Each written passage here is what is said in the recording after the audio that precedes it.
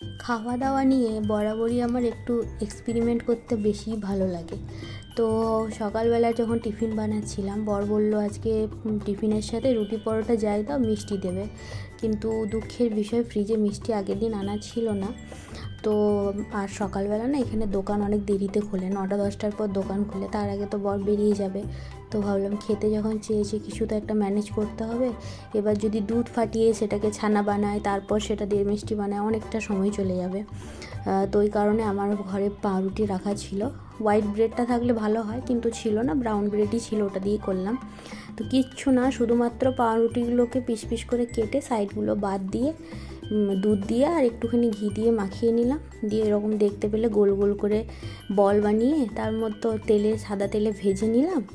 এবার একটু শিরা বানিয়ে নিলাম চিনি দিয়ে, বাস হয়ে গেল আমার সুন্দর সুন্দর মিষ্টি। আর সাইজগুলো আমি একটু ছোটোই করেছিলাম, খুব বড় করিনি। আর দেখো কি সুন্দর দেখতে হয়েছে, আর খেতে কিন্তু খুব ভালো হয়েছিল, একদম নরম নরম।